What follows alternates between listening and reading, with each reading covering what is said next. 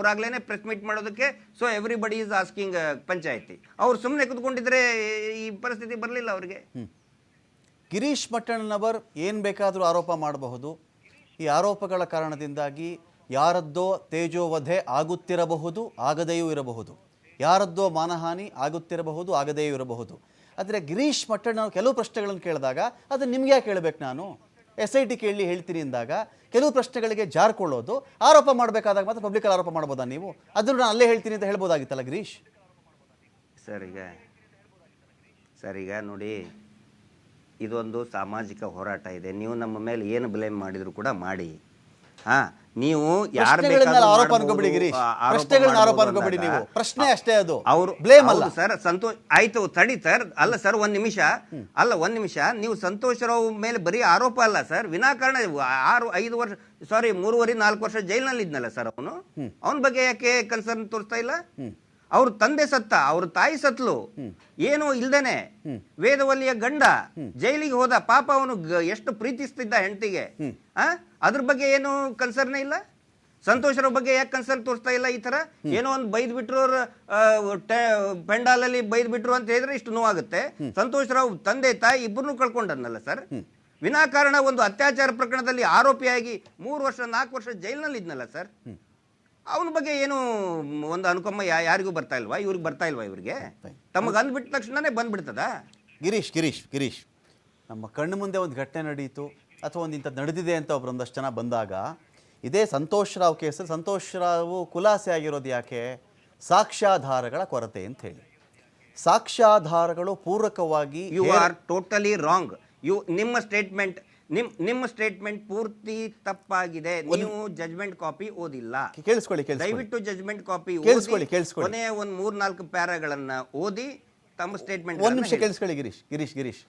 ಈ ಕೇಸಲ್ಲಿ ಯಾರಿಗಾದರೂ ಶಿಕ್ಷೆ ಕೊಡಿಸ್ಬೇಕು ಅಂತ ಇದ್ದರೆ ಆ ಶಿಕ್ಷೆಗೆ ಸಂಬಂಧಪಟ್ಟಂತೆ ಪೂರಕವಾಗಿರುವ ಯಾವುದೇ ದಾಖಲೆ ಇಟ್ಕೊಂಡು ಅದೇ CBI ಕೋರ್ಟ್ನ ತೀರ್ಪನ್ನು, ಅದೇ CBIನ ತೀರ್ಪನ್ನು, ಅದೇ ಚಾರ್ಜ್ ಶೀಟನ್ನು ಕ್ವಶನ್ ಮಾಡ್ಲಿಕ್ಕೆ ನಮ್ಮೆಲ್ರಿಗೂ ಹಕ್ಕಿದೆ ಅಲ್ವಾ ಗಿರೀಶ್? ನಾವು ಯಾರನ್ನು ಕಟ್ಟಾಕಿಲ್ಲ ಅಲ್ವಾ ಇಲ್ಲಿ?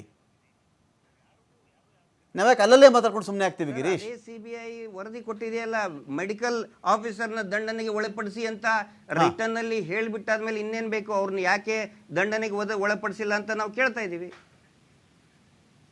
ವಿಧಾನಸೌಧದಲ್ಲಿ ಮಾತಾಡೋದಕ್ಕೆ ನಮಗೆ ಅವಕಾಶ ಇಲ್ಲ. ವಿಧಾನಸೌಧದಲ್ಲಿ ಕುತ್ಕೊಂಡವರು ಸುರೇಶ್ ಕುಮಾರ್ ಅವರು, R ಅಶೋಕ್ ಅವರು 2 ವರ್ಷದ ಹಿಂದಿನ ಫೋರ್ಜೆಡ್ ವಿಡಿಯೋ ಬಗ್ಗೆ ಮಾತಾಡ್ತಾರೆ. ಇದ್ರ ಬಗ್ಗೆ ಮಾತಾಡಲ್ಲ ಅವರು. ನಿಮ್ಮ ಹೋರಾಟವನ್ನು ನಾವು ತಡೆದೂ ಇಲ್ಲ ಅಂತ ಹೋರಾಟ ಮಾಡ್ತಾರೆ, ನಾವು ತೋರಿಸೂ ಇದೀವಿ ಅಂದ್ಮೇಲೆ ಇನ್ನೇನು ಮಾಡಬಹುದು ನಾವು ಮ್ಯಾಕ್ಸಿಮಮ್ ಅಂತ? ಸರ್, ಸತ್ಯ ಏನಿದೆ ಅದನ್ನು ಪ್ರತಿಪಾದಿಸಿ ಸರ್, ಇಷ್ಟೇ. ಅದಕ್ಕೆ ಗಿರೀಶ್ ನಿಮ್ಮನ್ನು ಖುಷಿಯಾಗಿದ್ದು ಏನಂತ ಹೇಳಿದ್ರೆ, TV5 ಬಗ್ಗೆ ನಾನು ಯಾಕೆ ಇಷ್ಟೊಂದು ವಿಸ್ತೃತವಾಗಿ ನಿಮ್ಮ ಜೊತೆಗೆ ಮಾತಾಡ್ತಾ ಇದ್ದೇನೆ ಅಂತ ಹೇಳಿದ್ರೆ, ನಾವು ವಿನಾಕಾರಣ ಯಾರನ್ನೂ ಟೀಕೆ ಮಾಡಿಲ್ಲ. ಬಟ್ ಏನಂತ ಹೇಳಿದ್ರೆ, ವಾಸ್ತವವನ್ನು ತೋರಿಸ್ತಾ ಇದ್ದಾರೆ TV5. I am proud of it. ನಮ್ಮನ್ನು ಹೊಗಳಬೇಕಂತಲ್ಲ, ನಮ್ಮನ್ನು ಟೀಕೆ ಮಾಡೋ ಹಕ್ಕು ಪತ್ರಕರ್ತರಿಗೆ ಇಲ್ಲದೆ ಇನ್ಯಾರಿಗಿರ್ತದೆ ಸರ್ ಸಂವಿಧಾನ ಕಾನ್ಸ್ಟಿಟ್ಯೂಷನ್ ಅಲ್ಲಿ? ನೀವು ನಮ್ಮ ಟೀಕೆ ಮಾಡಿ ಏನಾದ್ರೂ ತಪ್ಪಿದ್ರೆ ಹೇಳಿ, ಹಿಂಗ್ ಮಾಡ್ತಾ ಇದ್ರೆ ಅಂತ ಹೇಳಿ ವಿ ಅಗ್ರಿ. ಅದರ ಅರ್ಥ ನಾವು ವಿನಾಕಾರಣ ಏನೋ ಈ ಬುರ್ಡೆ ಗ್ಯಾಂಗು ಯಾರನ್ನೋ ಬೇಕಂತಲೇ ಅಪಪ್ರಚಾರ ಮಾಡ್ತಾ ಇದೀವಿ. ಅದನ್ನೆಲ್ಲ ನೋಡ್ಕೊಳಕ್ SIT ಇದೆ, ಪೊಲೀಸ್ ಇದೆ, ಅದಕ್ಕೆ ಉತ್ತರ ಕೊಟ್ಟಿದ್ದೀವಿ. ಆಮೇಲೆ ನೀವು ಸಮರ್ಥವಾಗಿ ಏನು ನೀವು ಕೇಳ್ತಾ ಇದ್ರಿ, ಅದಕ್ಕೆ ನಾವು ಉತ್ತರ ಕೊಡ್ತಾ ಇದೀವಿ. ನಾವೇನ್ ಓಡಿ ಹೋಗ್ತಾ ಇಲ್ಲ.